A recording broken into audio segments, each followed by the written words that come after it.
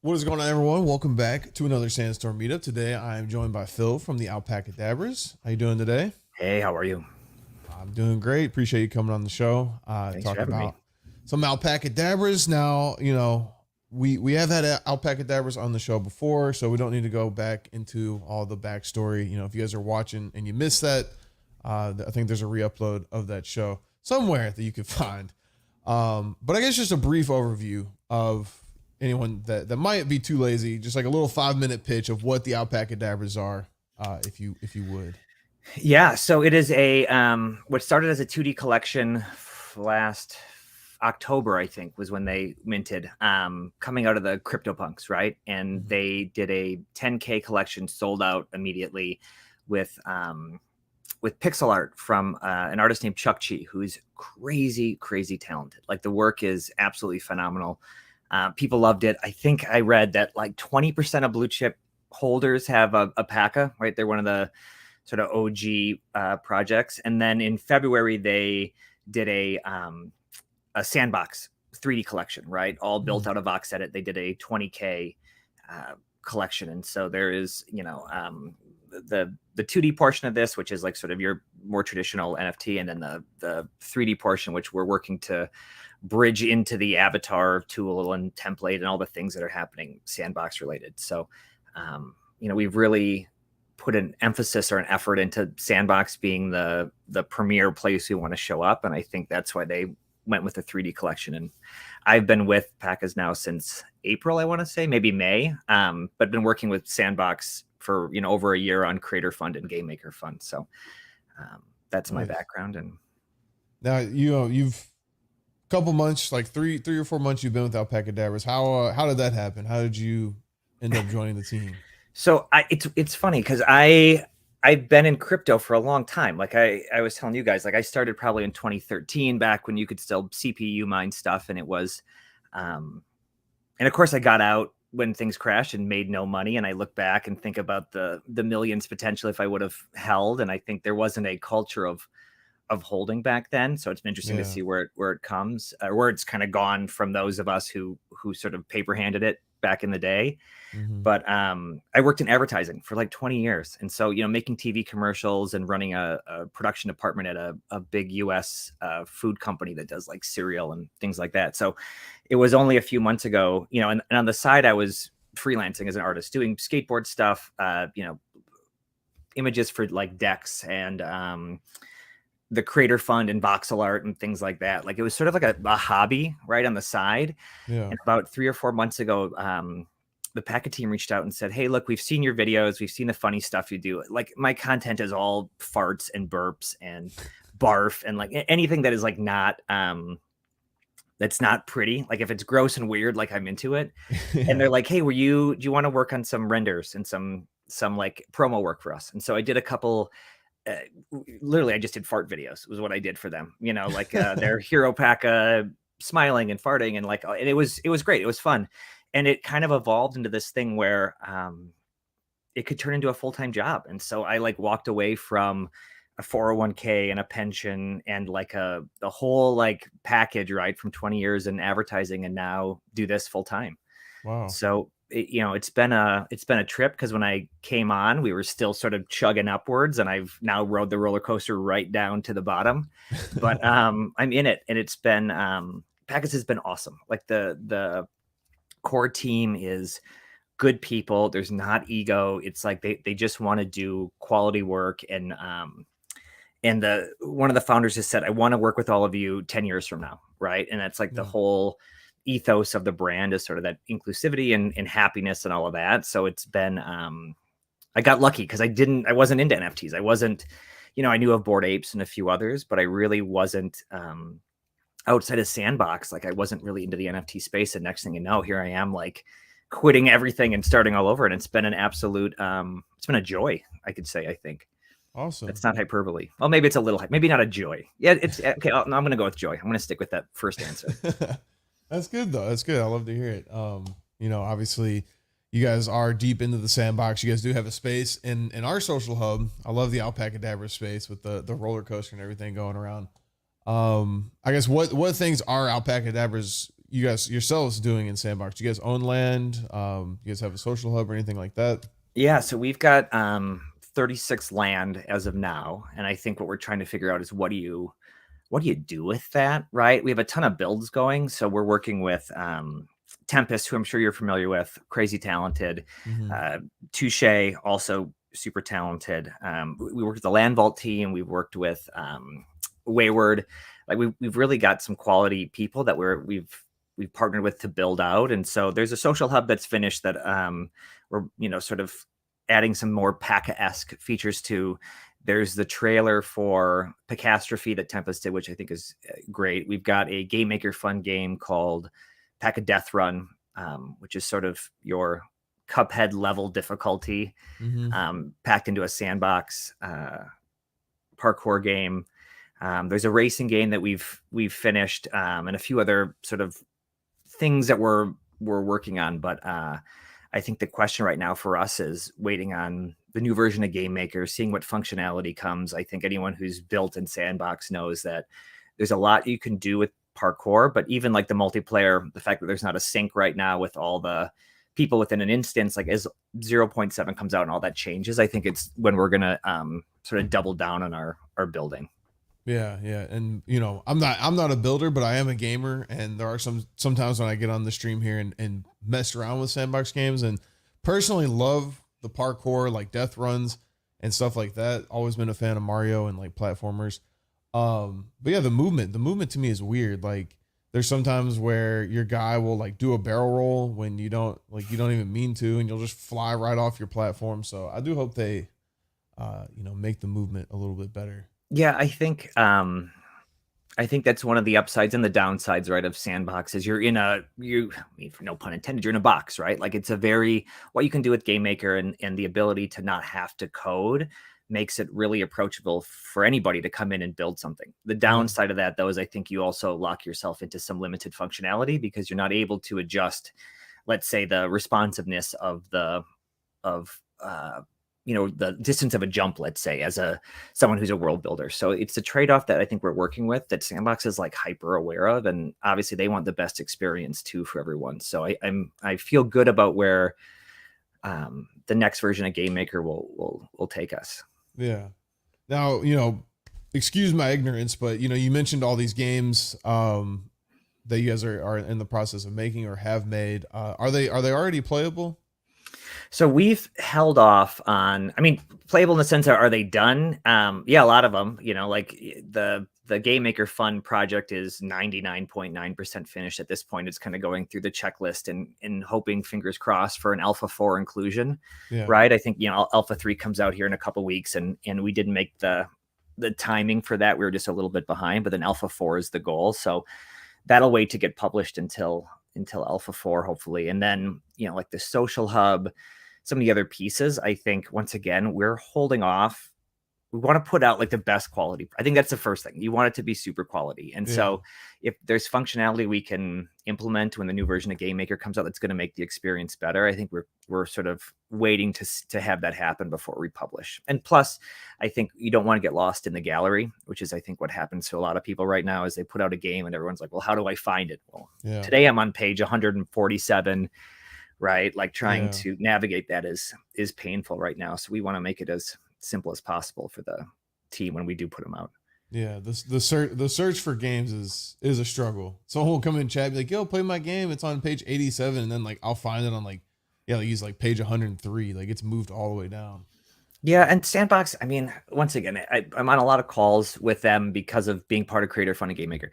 They're aware. Like I have faith that this will all get resolved and it'll be a much tighter experience. It's part of working on a platform that's an alpha, right? Yeah. Like you just have to have patience that they're making the changes. And so I think that's the biggest, I think hurdle for us as an NFT project is people want hype and they want output immediately. And anyone who's worked in games, and I was the exec producer and writer on Chex Quest, the reboot that came out for PC and Switch prior to coming to PACAs. And, even that game took us a year to get finished, and the community had done 75% of it before we picked it up. So, gaming just takes a long time to get right. Yeah, no, yeah, I agree. And honestly, right now is like the perfect time when not a lot of people are has their eye on the NFT space or crypto space for Sandbox to work out these kinks and get things right. I do agree. I think the hope is that the projects, though, I mean, you look at 4 or 5 months ago and there was, hundreds and hundreds of projects coming out. They're all not going to make it, right? Yeah. And so I think the trick now is how do you continue to move volume from your IP? How do you make the best quality product, like the output, so that people want to come back and love it, but not sort of get red weddinged in the current crypto space? Because I think there's going to be a ton of great projects that aren't going to make it through the end of the summer even. So yeah, have you guys had any challenges with the current market conditions? I think we're in the same boat everybody is, right? In the sense that hey, it was a lot nicer when ETH was a ton higher and everybody was just spending money left and right. I think what I really appreciated about PACAs, and I think why I took the leap out of like a steady job, was their investment into experienced people, right? Like I can look and say, hey, they hired me, they must be smart. I mean, or the flip side, hey, they hired me, they must be real dumb. But I think, reaching out and finding people who, this is what they know and this is like their expertise, and making sure that those are the people on the team really it has reinforced my confidence in the project. So I think while we've got the same struggle everybody does, short term, I think long term we're set up in a place where PACAs we're gonna look back a year from now and we'll be one of the ones that people are like, holy cow, they made it. And not only do they make it, this is like a top tier brand that everybody looks at and hopefully wants to emulate. Like the goal for me would be, I want to make stuff that's so rad that other people are copying it, right? That they're stealing the idea, that they're doing their own knockoff or rip off of it. Like I don't want to be the brand that's chasing somebody else. I want the brand that everyone's chasing us. We need like 20 ALPACADABRA derivatives to launch. Oh my God, it'd be great. I could just imagine the knockoffs already. So awesome. Slothadabras is going to be huge, I'm sure. Yeah, you could take every animal and just put Adabras at the end, and there you go. Okay, I'm copywriting this as we speak, so too late. Slothadabras, I already own that address. The mint is tomorrow. Mm-hmm. It's the 5,000 collection. We got it. All right. It's all stick figures, but use your imagination. It'll be great. It's hand drawn. It's art. It's fun. So you guys did recently launch a new website, correct? We did, and the art on that, the 2D art wasn't Chuck Chi. It was another internal person named Eagle, who is absolutely insanely talented as well. And I don't know if you've had a chance to look through any of the 2D art on the site, but it really is it's cool. Like it's fun. I think I always say, and I'm old, dude. Like I'm a middle-aged dude, so my references sometimes go over the head of people, but I say PACAs is like Garbage Pail Kids meets Lisa Frank, right? Mm-hmm. So it's gross, and you've got like the rainbow and the turds and the flies, but then you've also got all the super bright colors and the happiness of like a Lisa Frank, like a Trapper Keeper from when you were a kid. And so the new site, I think, wanted to capture some of the excitement and the fun, but there's also a ton of utility, because I think it goes back to, if you're not doing something for the community, then why is the community there? And so we've got a couple of pieces that are going to be dropping here in the next couple of weeks, including a connect your wallet and then download your 3D assets. And I think at the end of the day, what we realized was, Sandbox is going to work out their own timeline to get their functionality, whether that's like an avatar bridge or whatever they're trying to get out, like they're on their own timeline. We don't want to wait. And so, what we're setting up is, if you own a 3D PACA, you'll be able to connect your wallet, download not just the GLTF file, but the actual Vox Edit file. And I just wrapped up 2.5 hours of, it's not one long two. It's not like an epic movie you have to watch, but 2.5 hours of how-to content, right? And hey, how do you download this? How do you make changes to this asset? How do you add new animations? How do you upload it into Game Maker? How do you set, like, all the how-tos specific to PACAs, so that PACA holders, as soon as this launches that day, could be playing games and building games with their PACAs. Yeah. And when I was going through your Discord, the ALPACADABRAZ Discord, I noticed that you're the one that does all the how-to videos, right? Yeah, it's my big, giant, bald head, just, talking. I had to get a light set up here and everything, so I didn't look like a goof. So I was gonna say, out of all the people that we have come on the show, you have like the best quality camera, definitely for sure. well, and it's just an old Sony mirrorless, right? Set up. Yeah. It's like a couple lights and you know, I didn't even sit in hair and makeup today. So if you can believe that, it's just naturally how I look. So Nice. And what I guess what is that like? You know, making all the how-to videos? Because were you a content creator? I guess before. yeah, it's an interesting question because I spent 20 years behind the camera, right, as a producer. So you know, making a lot of TV commercials. So everything from like, you know, Cinnamon Toast Crunch to Haagen-Dazs to, you know, if you, like name a food brand or I worked on shoes for a while, shampoo. Like I've made a ton of commercials, but always behind the scenes, right? Always on the production side. Oh, goofy, wayward. And so it's weird going into this side, right? Because it's not naturally who I am. I'm not like an outgoing person. I think behind the scenes, you know, like I'm like the dad jokes and everything else, but it's been an interesting shift for me trying to develop a personality and how do you show up and how do you consistently create content that's interesting to people and not especially in a world where you want things to be short and you can already tell I just rant and ramble endlessly, right? So how do you keep things you know, sort of pithy and interesting. And so it has been an interesting shift for me, at least trying to become a content creator as someone who didn't grow up in that way. Mm-hmm.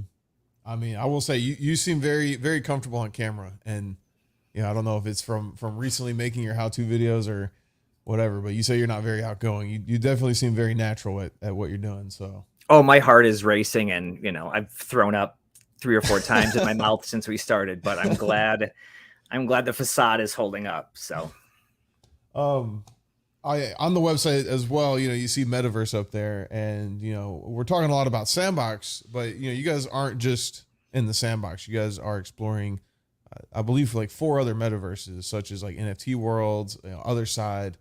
I guess what is that looking like as far as, you know, what are your guys' plans for those metaverses?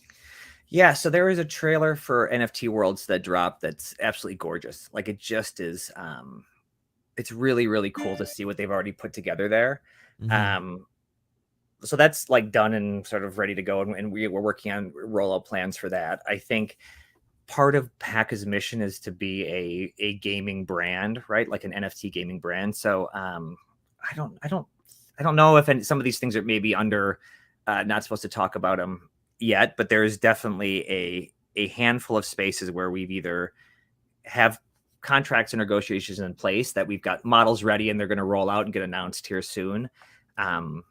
Or we've made the, you know, acquisition for land or whatever the equivalent of land is in those spaces, because I think at the end of the day, it's cool to have the community, which we have a super strong community, but if you don't have a place for them to go and to use and to build out that brand, especially if you want to be a gaming brand, then like, where's the value? And so I think right now, if you're like, oh, I'm kind of on the fence about PACAs, I think the good news is as the floor prices dropped for everybody and the barrier of entry suddenly is a lot easier, like now's the time to I think get involved, knowing where we're headed. But yeah, I mean, there's an appetite to become something synonymous with gaming. So Yeah.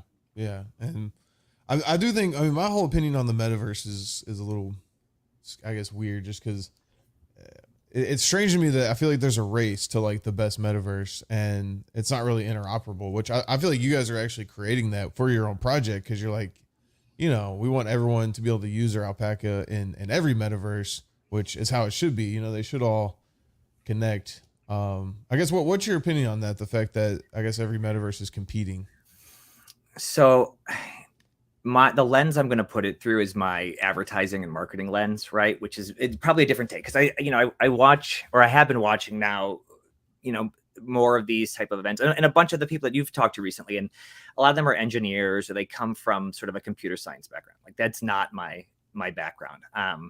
It's the marketing side, and what I see likely is going to happen is brands are going to take over in the short term, right? Because what it used to be hey, all these IPs came in, the market crashed, there is no money in sort of original IPs for most people. There is a space now for all the vacuum cleaners and the insurance companies, and you're going to have like, you know, Progressive Insurance Metaverse, and the like, name an awful idea that's a brand. And I'm sure it's going to become, you know what I mean? Like the Green Giant baked beans world that I'm going to hang out. Like, that's just where we're headed. There's already like a Fruit Loops, Roblox thing. Like, this is where we're headed. And so I think they'll actually drive that idea that there's a shared one NFT gets you a ticket into everywhere, I think, because you'll go and buy a pair of shoes. With that shoes will be a QR code or some connection to your wallet, right? It's a pair of Nikes. I scan the code. I pay hopefully there's not a lot of gas fees, but you know, I now own the NFT for that pair of shoes. That pair of shoes now shows up in my wallet. And when I go into Fortnite, it's equipable on my Fortnite avatar. When I go into Minecraft, when I go into that's where blockchain eventually will, I think, have value from a marketing standpoint, is that, you know, the real world objects you buy now actually translate to your metaverse self into all the metaverses, and brands will drive that. The good news is everyone will get sick of that and they'll hate it. And at some point then the brand love will focus on something else. And then the artist can kind of come back in and take, you know, what brands have paid for and what marketing has paid for, and use that technology for good. So it's got to get evil first and a little greedy before I think it gets better. Yeah, no, I agree. I mean, we'll just have to see how it all plays out. It's still a very new space, and before, I guess, instead of the metaverse, I actually think like augmented reality within like the next like 5 to 10 years is going to be huge. Which you guys are coming out with an AR app, correct? Yeah, I mean, it's interesting. It's there is an AR app that we've got done. I think at the end of the day, what we're working on or against is making sure that the output is up to that standard we want, right? And so we went back and redid all the animations for the 3D collection, right? To say, hey, we really want to make sure that there's a full range of things that we can offer. But I do agree with you that I think metaverse, like the truly like the world that you disappear into, we're a ways from that. Like, we're not Lawnmower Man bad graphics right now, but like we're not also Ready Player One either. Like there's a lag between now and then. But AR is suddenly a very easy thing to say. Like, I can take my iPad and look at, you know, any whatever with the LiDAR technology, it'll map the ground, it'll map the walls, right? And suddenly it's very easy to place things in 3D space, right? And now, granted, I'm walking around holding up my iPad in front of my face like an idiot, but at some point that'll be glasses or some sort of a non-awkward or bulky way to interact. And it'll probably be, honestly, like, I imagine a world where you're sitting, you know, in your house and you're like, you know what I want to do? I would love to go to the Louvre, or I'd love to go somewhere and see art. And that's the experience, right? You don't leave your house anymore, but you are looking within your own space, right? Even the NFTs you buy. Can you imagine, like, you leave, your walls are all blank in the real world, but you put on your glasses and the frames are there with your NFT art, like good or bad. That's probably where we're going to end up, is in a white, artless world, real world, but everyone puts on their glasses and it's like bonkers, you know, over the top. So people who can't get the glasses just come in your house and it's like, dude, why is everything blank? It's like that'll be the thing. Like the future won't be, you'll get like Blade Runner and it's all this neon and like everything's whatever. It's actually all going to be very clean white walls, and they're all going to have the T's everywhere as tracking, so everyone knows how to make sure that things track. But the real world will be very boring in the future, I guess. Yeah. Yep. I do think, I feel like that's something like Apple's next frontier, because they got the watch, they got the earbuds, like they got to try to recreate Google Glass. I'm just waiting to get my replacement eyeballs. So yeah, or the contact lenses. Yeah, I just want new eyeballs is my goal. So I would like the full eye replacement when that becomes available. I did see, didn't Elon Musk put like a chip in like a chimp's brain where it could control like a paddle? I remember seeing the video of this where there's, you know, some very basic a basic ability to implant something. And like when I was in college, I worked in a neuroscience lab, right? And so we did hippocampus research on rat brains, and we'd actually implant this thing into the rat's hippocampus, and you could watch as they learn the maze, these sort of new connections made. At some point, and this is maybe outside my lifetime, I imagine you'll get like a brain implant that sort of takes care of all of this for you, and maybe even regulates your mood, so I'm not, you know, sad ever again. Like maybe that's the future, but as of right now, I'm still waiting for the Dyson vacuum cleaner land to take over. Like that's step one before we get the full brain implants. Go hang out at the Dyson Metaverse. It's well, and it's nice because Dyson vacuums and Dyson chicken are right next to each other. So depending on what you're in the mood for, you either can check out the new range of vacuums or the whatever's hot and tots right now. Yeah, I like how Wayward is putting the Illuminati pyramids in the chat. Oh yeah, I count on her to help pepper those in. So, what was it? Speaking of NFTs and Metaverse and stuff, you did just get back from NFT NYC. What were ALPACADABRAZ doing in New York City? Yeah, it was great. It was an awesome trip. I went there just to hang with the Sandbox team, right? So, I got a chance to connect with a lot of people who I had either only known virtually or seen as, streaming partners and things like that over the last year and year and a half or so. And so, I think our goal was to say, where is Sandbox headed? What new functionality or let's just hear what the roadmap looks like from them sort of in person and talk with them and ask questions. Yeah. And then get a sense for the general. And I think other parts, members of our team went to just sort of, to your earlier point about what other metaverses are available, what other places could we expand? Like, let's have some in-person conversations with those teams. And then I also think there was just some commiserating around the state of the market. And there are some, holders that, like I know the punks got together and some of the other groups got together and just sort of, needed to have some time with the community because things aren't great. So it was nice to have that moment to say, yeah, maybe the market sucks, but this isn't always about the market. It's about the people who are a part of it. And let's spend some time together and just hang out and, get wasted on in Times Square. So, I think my biggest takeaway coming out of it is the next 6 to 8 months for Sandbox is going to be probably the biggest leap forward for them. Since they started, and you're seeing it already. Like they're moving the land contracts to Polygon this week. So, I migrated my land over. Once we get the marketplace and the rest of those assets sort of opened up to the public, because right now, like as part of the creator fund, we've got assets in it, but overall, the average person can't put their assets. As those things roll out, I think it'll be really interesting to see. Hopefully the Sandbox start to pick up some more momentum. And then once you can publish lands and it actually is open, then the goal is like, hey, now this is like a thing, right? I think right now there's still speculation as to what it's going to be like. So hearing about that in person was really helpful. Yeah.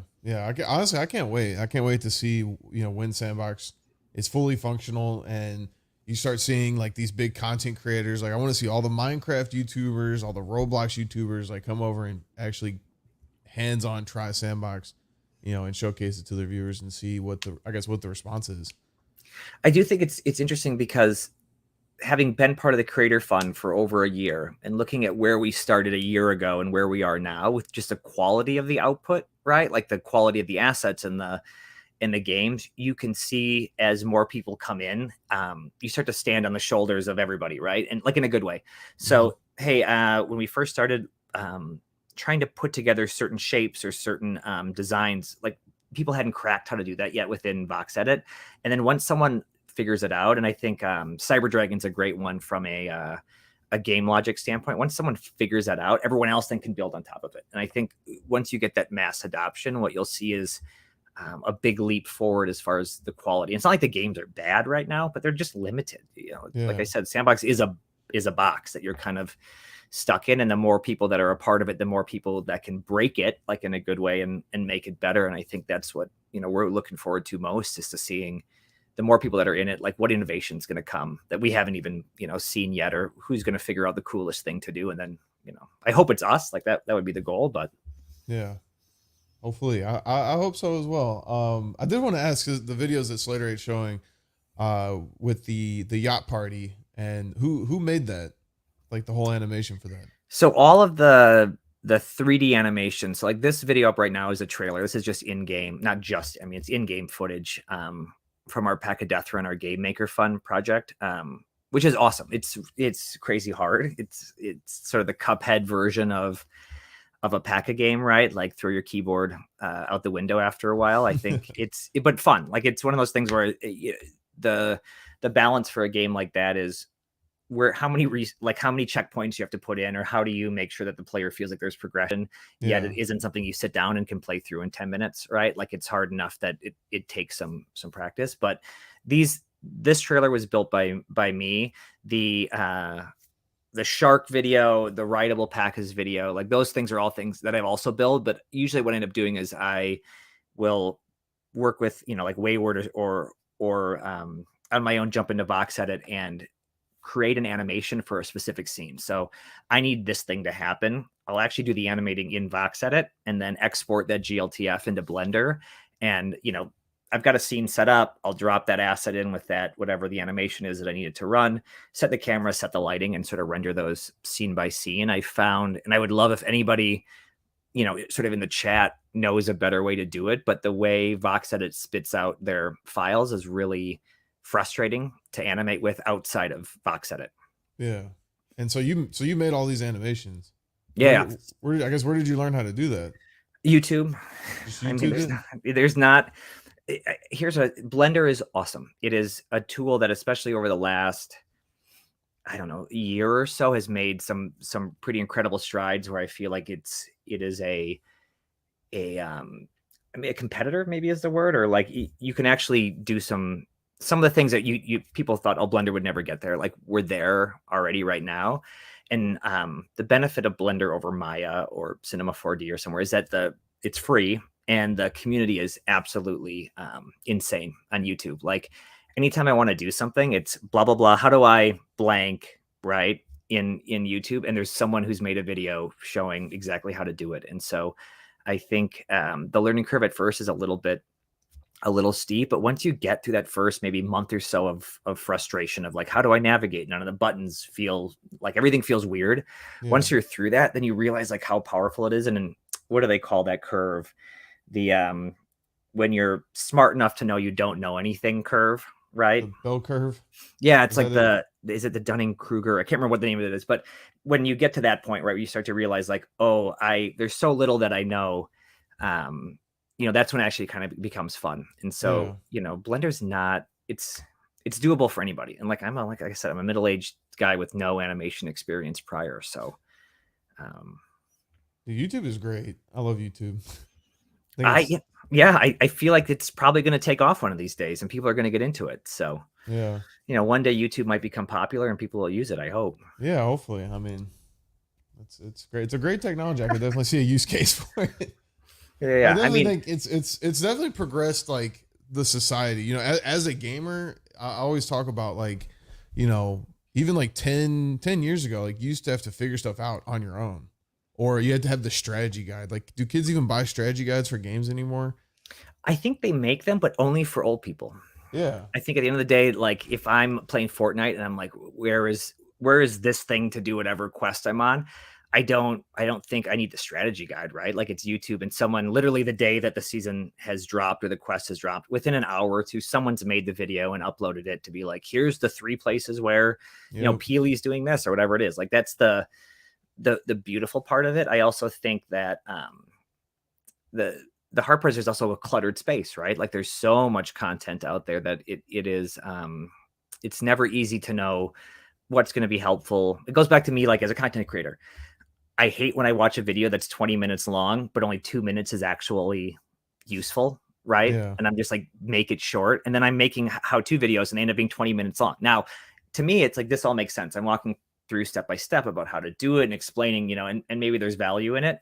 I'd love the feedback once our how-tos come out to be like, yo, don't talk so much, keep it simple, or whether or not that's helpful. I think that's the issue with any sort of content.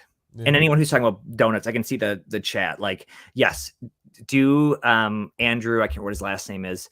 The donut tutorial is 100% the way to start, because you end up coming out of Blender with something that looks cool. And you're like, I have no idea how I did this. I just literally followed exactly what this person said, but I made it, right? And the donut tutorial was where I started. And he's done like 3 versions of it as the new versions of Blender come out. So anyone who's interested, like 100% donut tutorial.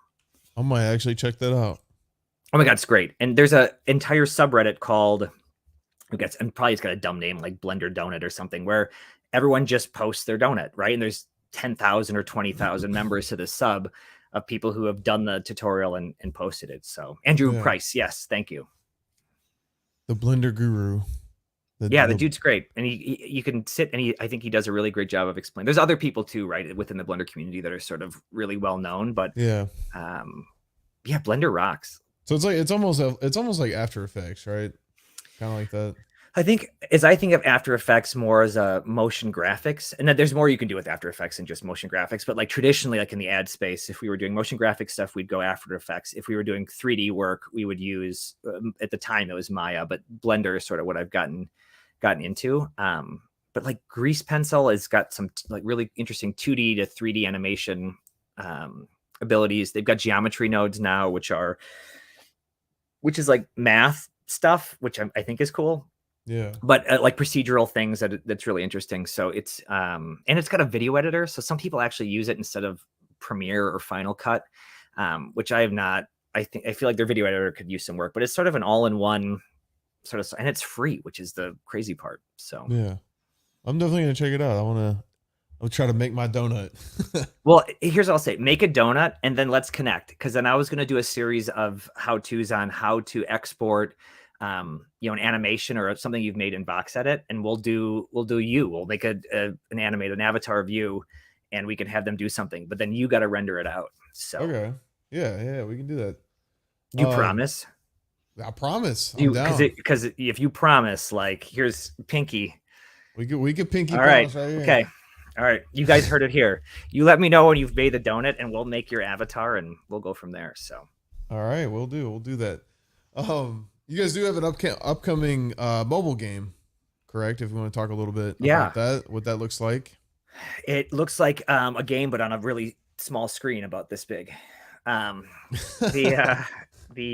The mobile game is mostly finished, I think, at this point. Once again, like anything we put out, I think the biggest hurdle is always, all right, are we happy with this? Do we feel like it is to the level that we want it to be? And I think we're always trying to push further, right, as we're making stuff. And so the mobile game's in the same place. It's ready to go. I think at this point we're just trying to do the tweaks to make it feel as polished as possible. So, we're excited. I think at the end of the day, anytime we can take PACAs and create a gamified experience is like a win. Mm-hmm. So I don't know what the launch date is on that, but I think it's sooner than later, based on how long it's sort of been in development and the fact that we want to start pushing the content out. Because I think the community, like anyone's community, is saying, all right, cool, where is the stuff, right? So yeah. And with any of these games, you guys plan on doing any type of, I guess, like play to earn model or tournaments? Yeah, I mean, so this is like such an interesting debate. Do you create a token? Do you build all that out yourself, or do you leverage? What's the old saying? Do you buy it, build it, or rent it? Right. Yeah. And I think that's the internal conversation that we're constantly having: is there a benefit to having full ownership over a token? Yeah, of course, it's great, right? Like there's monetary benefits, there's operational benefits to it.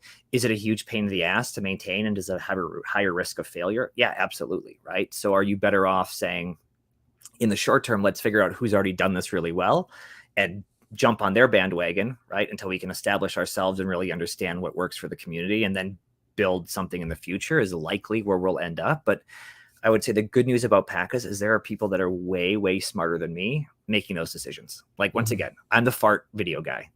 So don't, like, anything I say here, take with a grain of salt, because I'm just here to do the sandbox builds and the goofy videos at the end of the day. Yeah. And then, like you said, I mean, you guys are working with Sandbox, so you could use their model of play to earn with Sand, NFT worlds. Oh, for sure. You could use World Token. And I do agree. I think starting out, that's a better way to kind of, it's less risky, because you make your own token and then it doesn't work out. Then you have a whole lot of issues and yeah.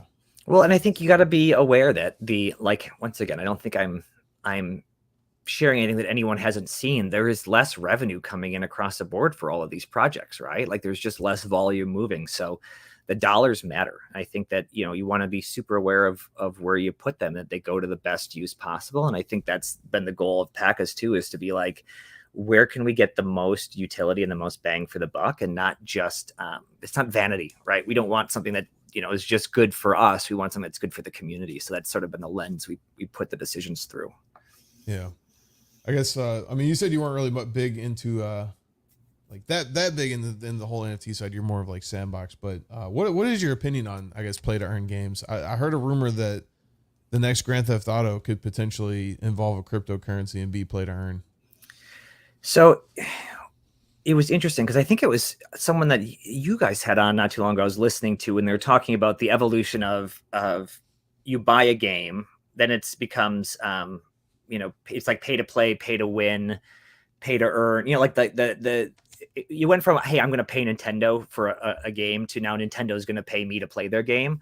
Like I do think there is something really interesting about that. I don't think it's this utopia where, hey, I can play video games all day and I can pay my, my rent and I don't have to worry about stuff. It's not like that. I mean, you already have that existing with Fortnite in V-Bucks in Roblox with Robux. And like, there's already in-game currencies, right? And that sort of exists. The idea though, that they live on the blockchain and you can exchange them for either fiat currency or resell them. Yes. Like sign me up for that. The ownership going back to the players is really, really appealing. And that goes to my earlier point about you buy the pair of shoes in real life. I get the NFT, right? Or in my wallet, which then translates to cosmetics and games. Right. And if I can generate some money, right, in quotes while doing that, yeah, I love it. But I think ultimately, if that's the only incentive, which is to make your living playing a game, like you're not going to have a good time. That's not going to succeed. The game's got to be fun. Just grinding for a paycheck sounds like normal life, right? Yeah. And that sucks. Like, let me tell you, like someone who spent a long time, I was lucky for most of my career. I really liked what I did. There are times where I hated it, where I hated the people I either worked for or the projects I worked on. But overall, I had a good time in advertising. But moving to this space, it's like a whole different world. Like some days I'm working 12 or 16-hour days. And I say this and it is cliche and dumb, but it's not work, right? It really is fun. The time disappears, the day is gone. But I'm like, oh my God, I loved every second of what I was doing. And I was doing something that I liked. I hope that from a play to earn standpoint, if it does get to, like if Grand Theft Auto does have a tokenomic side of it, that it isn't all Grand Theft Auto is. Could you imagine if like your whole goal was to, well, I got to play GTA 5, 6 or whatever it is so I can make rent this month or my electricity bill is going to turn. That sounds like a horrible world to live in. I don't want to live in that world. That's awful. Like how many cars can I steal? Because otherwise, I can't afford health insurance. Like that is like the scariest place to be. So I hope it doesn't turn into that.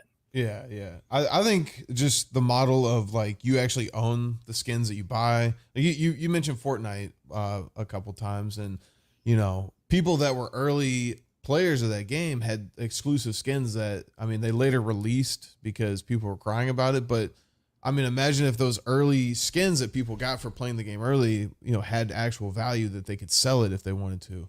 Well, people try to sell their accounts. It's like World of Warcraft, right? I think it goes against the TOS of the game, but people try to sell their accounts. Hey, I've got I'm trying to think of, like, I love Fortnite. I've probably played it more than any other, and used to play a lot of video games than any other game ever. Like I love that game.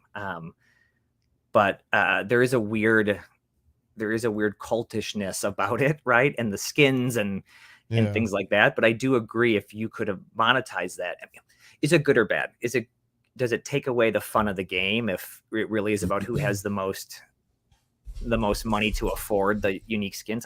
I don't know. There's something to be said about the fact that if you played season 1 or season 2, you got unique cosmetics that no one else has. I guess there's a benefit to that, like from a like a badge of pride. I don't know if but once again, a badge of pride doesn't pay your rent though. So I'm just talking. I guess it's such an interesting question as to, does it make it better or worse? I don't know. Yeah. But I agree with you. I don't want to see games become where people are getting on a grind to pay their rent. Like, I got to get on and do these GTA missions. I got to steal this Lambo because my light bill is due tomorrow. Like, I don't want to see that. I more so want to see, like, you played the game and you grinded because you had a great time playing the game and you got a legendary item from like playing Destiny. Like, if you got a legendary item, that then, someone who has a bunch of money that doesn't feel like grinding and doing what you did could just buy it off of you if you wanted to stop playing the game. I think that's where it needs to head to. So this is an interesting segue. And I'm going to flip the script. I've got a question for you, right? Like from a standpoint of, like a business. And as you think about how best to, like as new builders come in, I think the constant question we're asking ourselves is, are you better off, and we'll take Sandbox as an example, but it's probably true for anywhere. Are you better off building an asset that has a ton of utility? Let's say it's grass or a tree or a garbage can, right? And minting 10,000 of them and selling them for $1, or making that elite dragon, steampunk blah blah blah for $5,000, right? Like ultimately, what's the better business model? What's more sustainable? Like, I think that's been a debate that we've had internally, and curious if you guys have a point of view on, as you think about, how you approach creating assets and working with the community. I mean, like I said, I'm not much of a builder in the sandbox, but I feel like. Good. Do you like how we talked about all the questions ahead of time, then I drop one on you I didn't share with you ahead of time?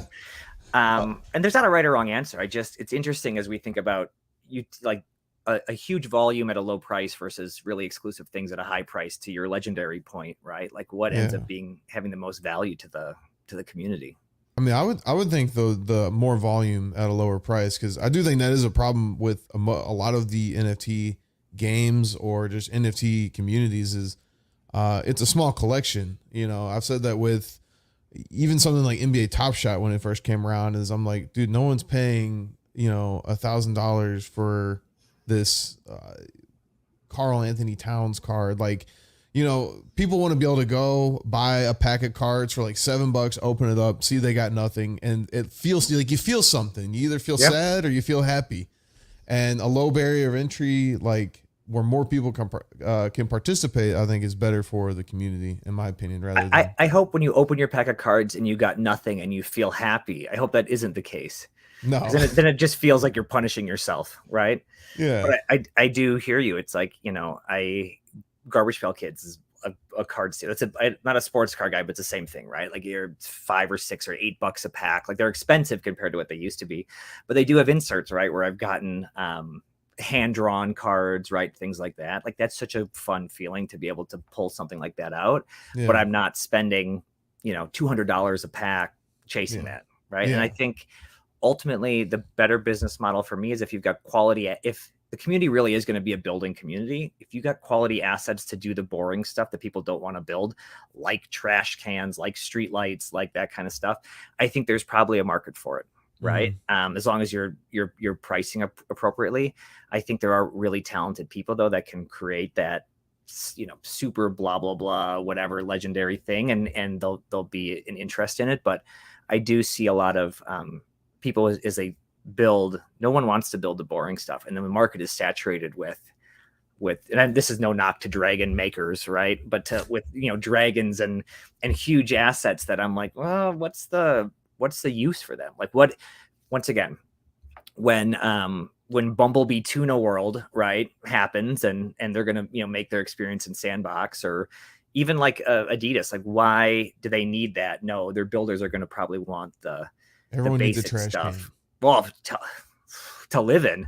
Yeah. Right. That's where I'm going to be going with this market if it keeps up.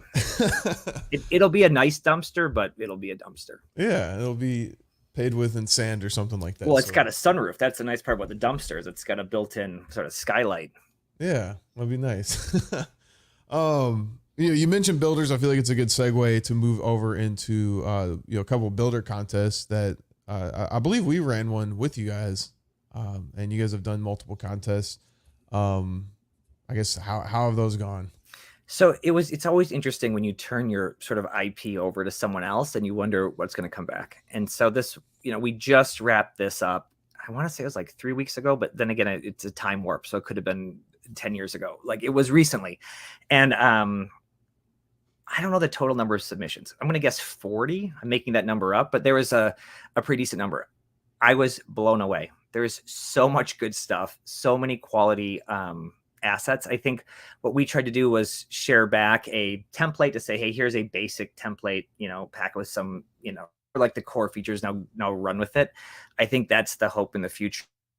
Us on the website is sort of a learning from this to say, hey, how do you empower the community to put their own mark on it, right? I think there's some brands that would say, oh my God, I would never release the working files of our assets back to the community. But I think what you miss out there is the community is what the heart and soul of your brand. If you're not empowering the community to build and be creative and take these things and have a life of their own, then what you're just, it's a one-sided exchange, and those usually don't last very long, right? And so I think looking at the content that came out of that, there are so many things. And we voted like, hey, what's your favorite? There's so many that I'm like, oh my God, these are all so good. Like this yoga one, I got such a kick out of. Like, it is such a not expected, I guess, thing. But then when I saw it, I'm like, well, yeah, duh, that makes perfect sense, right? Yeah. Like, there's a gamer one, there's a Terminator one, the one the Geronimo one, that, like, all of them were phenomenal. And so I think we were really excited. I will apologize to the people that I reached out to and asked for the GLTFs. I have not had a chance to animate anything. Ended up going to NFT NYC. I will get to it. I have not forgotten about you. Thank you for sharing the working files. But just a apology out there, because I think I had asked a couple of people to say, hey, I wanted to incorporate some of these, and I just haven't gotten to them yet. Yeah, he'll get to them. Don't worry. Oh, we got plans, and I think it'll be fun to work on stuff. But I do, even as we look through this reel again, right? Like, it's awesome. It's just awesome that people were like, you know what? Yeah, I get it. I'm going to take this and I'm going to, make something and take the time to build something. Yeah. It sort of warms my cold, black heart to see this stuff. So. Yeah, no, yeah. It's all, I mean, some of the stuff people build for our contest. Yeah. It's crazy to see what people can do with their creativity. And yeah, it is amazing that even like right now with the way that the market is, like, there's still people out there just building essentially just to enter in a contest, like, for free. And I mean, most of them have prizes at the end, but you're not guaranteed to win. You're just building because you want to build it. And I think that's awesome to see. And I did want to say about NFT NYC, like, I think that was a testament to, everyone saying that this market's all about money and everyone's just here for the money. Like, there are people literally down millions of dollars and they're like still going to NFT NYC, having a great time, and you wouldn't even know it. I think humans like a community, right? Like, we're naturally like a pack animal, right? And so this gives people, I think, an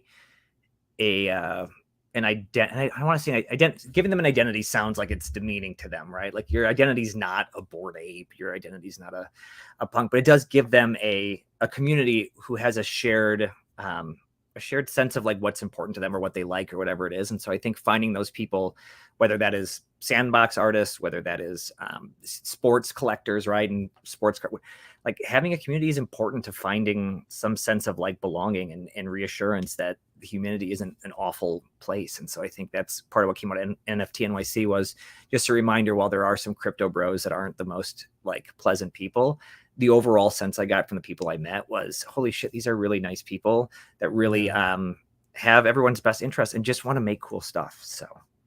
Yep. Awesome. Love the NFT space. Love to see where things are going. I do appreciate you coming on the show today. I don't really have many more questions for you. I don't know if you have any questions for me. Where else did I have?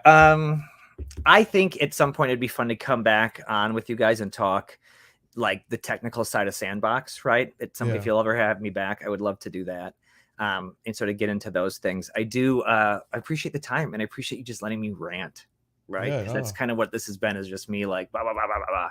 It was a great conversation, but it's fun to talk about. And once again, the people participating in the comments and the questions are also appreciated. So I would for sure like to see you and Dizzy on a show together. Dizzy's like our main like builder guy, and he could get into the technical stuff with you. I think there's so much potential when you've spent a lot of time in Game Maker or Vox Edit, you understand that a proprietary tool like that, the limitations like we talked about, but there's also so much potential that I think we get fired up because we're like, well, what if we did this? What if we tried that? Right. And I think those are the fun things for those people who are like in it to hear and to sort of ideate together on how do you push the technology somewhere different. Yeah. Well, I appreciate you coming on and talking to me today. Thank you very much. Oh my God, it was a blast. Thank you for having me. Thank you to everyone watching in the stream. Make sure you guys check out the ALPACADABRAZ, join their Discord, follow them on Twitter. I do need to get your Twitter so I can tweet you my donut when I make it. at Warehouse Phil. So my name is from a Kids in the Hall skit, and the reason I made it up is because back before I was in this space doing all the farts and the burps and the barfing videos, I didn't want to get fired from work, so I had to make up a fake name, and so Phil from the Warehouse is actually what it stands for. But yeah, at Warehouse Phil. All right. I will definitely get on that donut and tweet it at you, and then we can work on our pinky promise. Thanks, Ben. All right. Thank you very much. Everyone have a great day. Thank you for watching. We will be live again on Monday at 12 o'clock Eastern, 5 p.m. UTC time. Better see you there.